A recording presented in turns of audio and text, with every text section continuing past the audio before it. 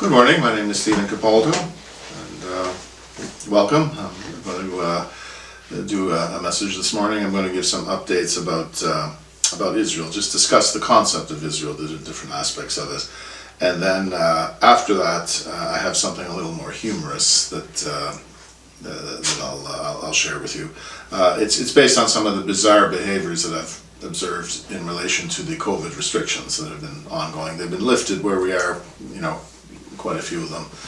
But I noticed a couple of things that I've really bizarre manifestations of COVID restriction behavior that I thought were really worthy of being brought to your attention. So I'll do that, and I hope it will be in a humorous format, but that'll be after the main part, which is on Israel. And I just wanted to go over some aspects of, what do we think of when we think of Israel? And I think one misconception or one thing that people don't really distinguish enough is that there's a difference between sort of the scriptural Israel and the physical Israel. And so I think that I'm going to start with that, is that the scriptural Israel, you can view the scriptural Israel in two ways. You could view it as the family of God, the family of God in Christ, and it takes in everybody. It takes in both Jews and Gentiles. Or you can view it as Israel, the Jewish people. There's two different ways that you can view it. And in fact, I think that leads to another misunderstanding that people often have about Israel and the Jewish nation as such, is that really the book that is called the Scriptures, or the Bible, or sometimes it's called the Hebrew Christian Bible, it really, it's much more of a Jewish book, that Christianity drew on and some other religions drew on, but it's much more of a Jewish book.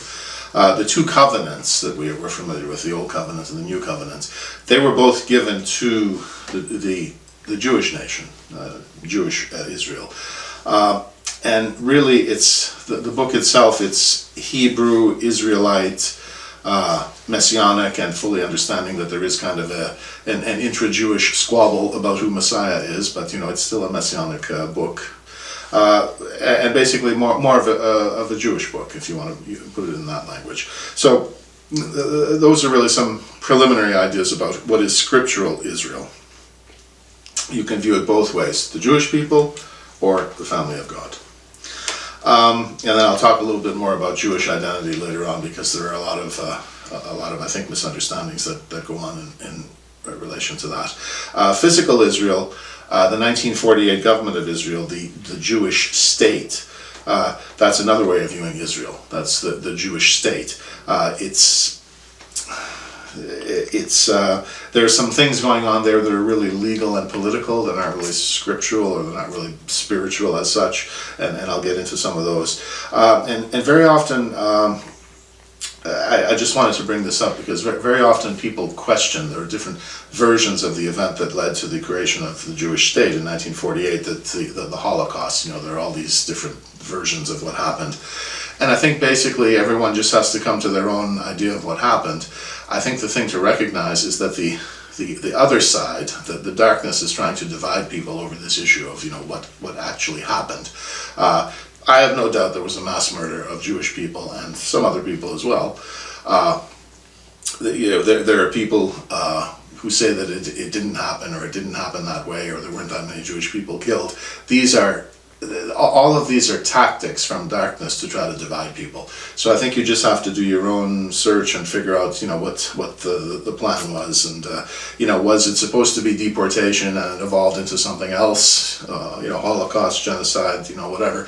You have to do your own study and not allow yourselves to be divided. This issue has caused a great deal of division. And it's purposely done to pit people against each other in this way and in other ways. And if you compare it with events that are going on in the U.S. now, you see how the darkness is trying to pit people against each other for race and gender and all these different issues. But the 1948 government of Israel, it's the biggest problem that it has is that it is under religion. It is not under the true and living God. It is under religion. It is under Talmudic or Rabbinic Judaism, which is a religion that really is kind of a political religion. They're in agreement with New World Order and Freemasonry and religious control, one world religion, that type of thing, and the government of Israel is under that religion instead of being under the true and living God. So for the government of Israel to have things maybe start going better, the solution is to come back to the real God. And it is interesting that if you look at the conflict in Israel and the Middle East, look at who fights and who doesn't fight. Like in Israel, you've got three main groups of people. You've got Jews, Arabs, and Christians. Now, average, ordinary people, they don't like the government, and they don't really fight amongst themselves that much. I mean, the everyday people. It's really the elites, the political, military, and diplomatic elites, who like to create this sense of great division because, war, it's profitable to certain people. And I think that, Jesus taught about the kingdom and that type of warfare, if you like. But he was not, he certainly was an advocate for the poor and oppressed against the Roman Empire. But he was not an advocate of, killing and murder and all of that. No, not at all, not at all. So we should bear in mind that when we talk about, all of these events in the Middle East, it's the elites that love to stir up all of these problems and just keep fighting because war is good. It's good for business, right? There are also, when you look at 1948 Israel, there are some questions that I think we should try to look at in an objective way, but bearing in mind that they're not really spiritual questions, they're more legal questions or political questions, and they might have a fair answer to them, but they're not necessarily directly related to what we call scriptural Israel, the Jewish people or the family of God. People often ask the question, does Israel have the right to defend itself? Well, I think every country has the right to defend themselves. I don't think, to me, it's not, we're just getting into this kind of circular logic, that's, are you going to say a country doesn't have the right to defend themselves? Well, then what is the implication of that?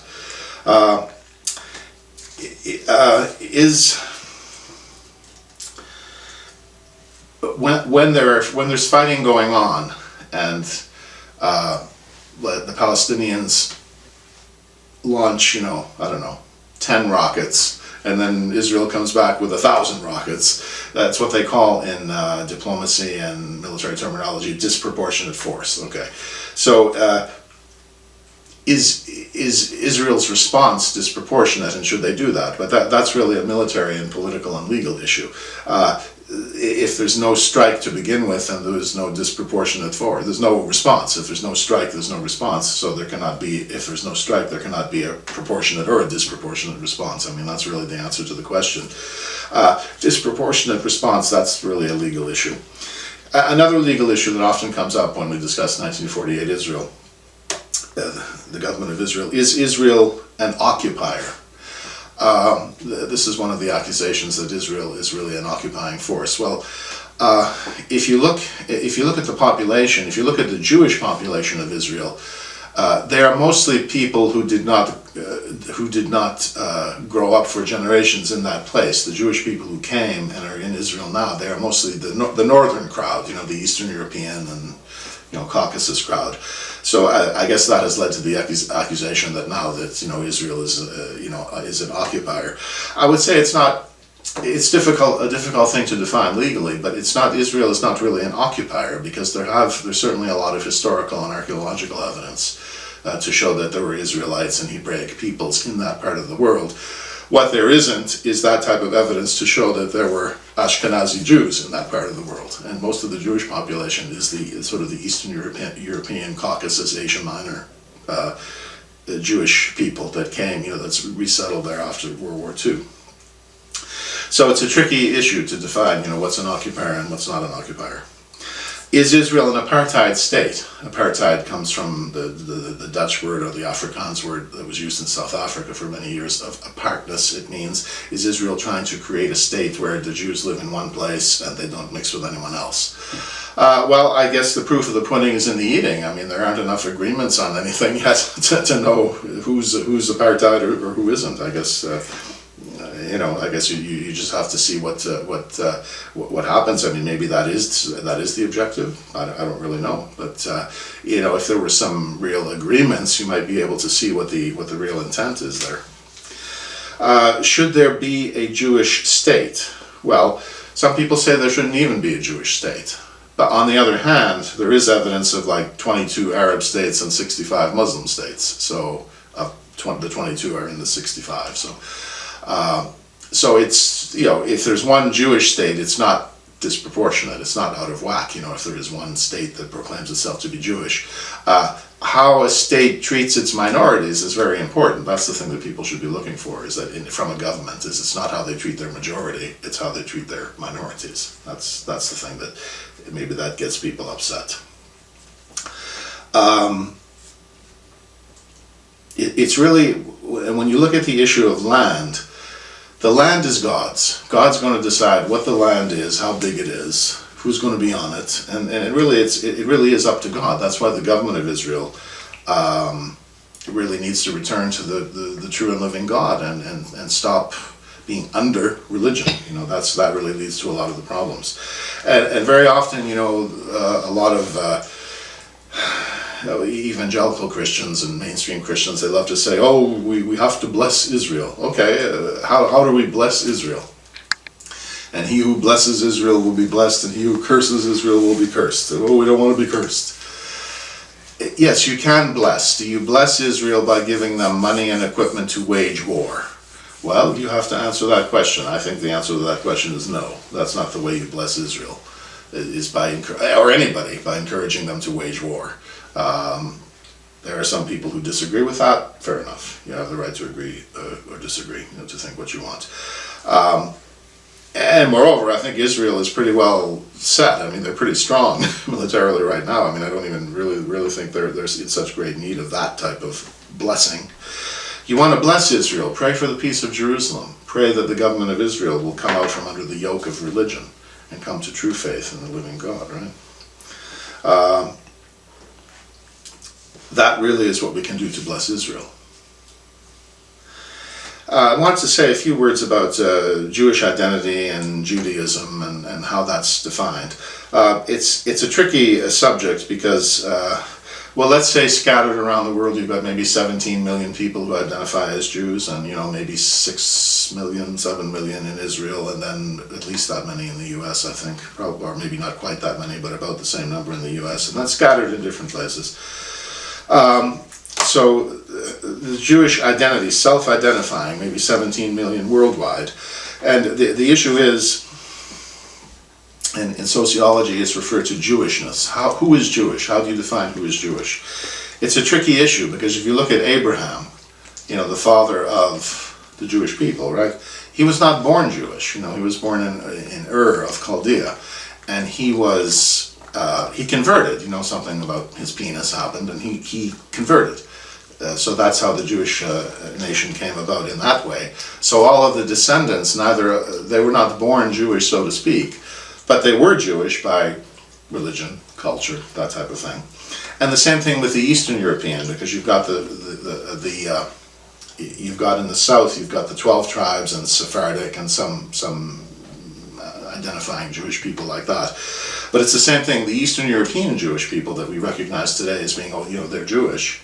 Well, they became Jewish, they converted to Judaism. Their ancestors, like back in the 8th century or 10th century or something, the Khazarians, they converted to Judaism. So if you put that together, the trail from Abraham, which started with conversion, and then the trail from Eastern Europe and some other places, Caucasus, that started with conversion.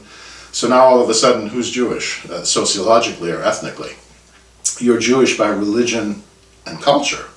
That's really your identity, is religion and culture. And moreover, if there were some original birth documents of Jewish people, which presumably they were all destroyed at or by the time of the destruction of the Jewish temple in 70 AD. So it's a tricky issue, because then you get all of these accusations. Well, how can you really prove that anyone is Jewish, right? If there's no way to prove ethnicity, or sociologically, if you cannot prove it, well, maybe that's not the way you prove it. Maybe the way you prove it is religion and culture. That's how you prove who is Jewish, is through the connection to Judaism and the religion and culture that comes from that. And right now, you've got, as I was saying, you've got the south and the north. the southern Jewish population, those would be the descendants of the 12 tribes and Sephardic Jews, North Africa, maybe Southern Europe, that type of thing.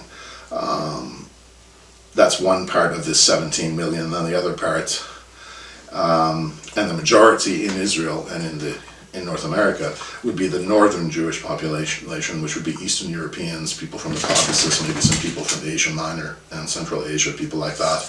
But that's really your Jewish population, and spread out all over the world, right? So I'll conclude this part of it with something about Judaism and anti-Semitism. There's a lot of talk about anti-Semitism, and of course, there should not be anti-Semitism. There should not be Islamophobia, Iranophobia, homophobia, transphobia. All of these phobias should be gone. But specifically on anti-Semitism, it really has two sources. There are Gentiles, there are non-Jewish people who are anti-Semitic. That's absolutely true. But there are also a lot of the Talmudic rabbinic elite who don't like the common people, the common Jewish people. So anti-Semitism, and that's kind of a little secret that people don't like to talk about. But when you look at anti-Semitism, it's not always coming from Gentiles; it's coming from the elite Jews as well. And of course, you've got two strands of Judaism.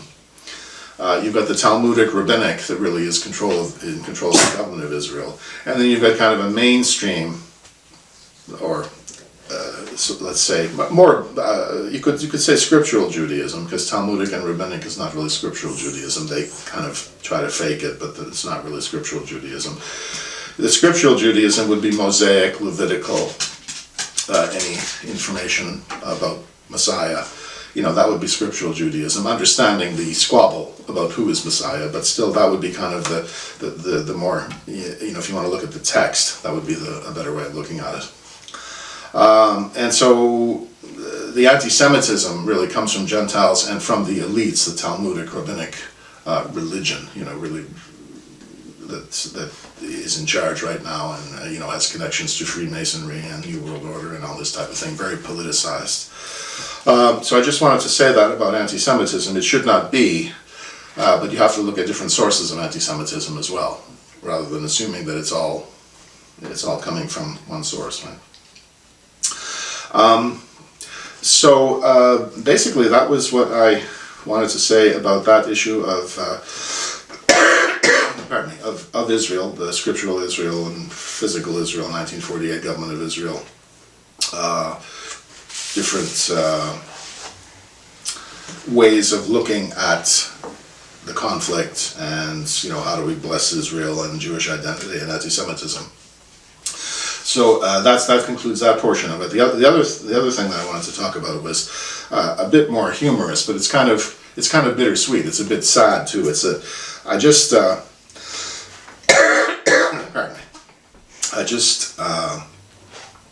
have established, and just to be funny, a new award based on some of these COVID restriction behaviors that I've seen.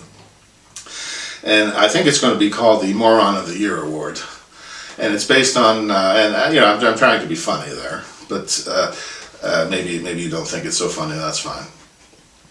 But I saw a couple of instances that it's kind of hard to believe. I've talked a lot about, I see people, driving in their car with a mask, and a lot of the restrictions are gone now where I am, but when we had the most severe restrictions, we'd frequently see people alone driving in their car with a mask, walking alone on the street with a mask. You still see some of that. Jogging alone, nobody near them with a mask. Well, I saw in the neighborhood a couple of weeks ago, I saw what looked to be a grandfather with a stroller and his young grandchild in the stroller, maybe a year or two old, I don't know. And they both had masks and nobody was around them. And to me that was not only totally ridiculous, but look what you're doing to this little baby. People don't stop and think about that. But anyway, I thought that this grandfather was being so silly about this whole thing, nobody around him, and he's rolling around the neighborhood in his with the stroller and his grandchild, and they both got masks on. I thought that deserved a nomination. And then the other one that I saw, it had to do with the local pool that I go to. And when we had the restrictions, even the masked Nazis who run the place were saying, you don't have to wear your mask when you're in the swimming pool. You do have to wear it everywhere else. There was a lady swimming in the pool with a mask on. Now, so she's nominated. Okay, so we got the grandfather and then the pool lady. So these are my two nominees for Moron of the Year. And I don't know if you have others that you'd like to add, or if you have any comment on those two. I think this shows you, when we become a society that doesn't think anymore, that doesn't think critically anymore, this is the type of thing that you end up with.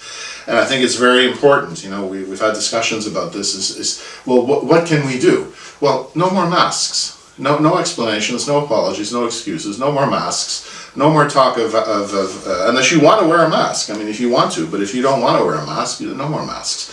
Same thing, vaccination. If you want a vaccination, get a vaccination. I don't think it's a good idea, but you do what you want.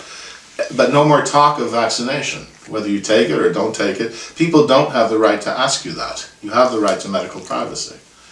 And moreover, this thing, I've been going on about it like a lot of people, and a lot of people have done a lot more research on it than I have.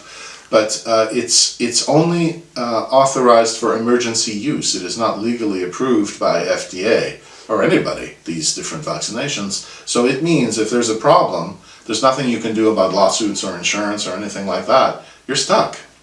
And not to mention that there are all kind of reports, mainstream doesn't want to talk about it, but there are all kind of reports about really bad things happening. So it's at least something you want to check into, but no more, just no more. If you don't want anything to do with vaccination, no. If you don't want anything to do with the mask, no more.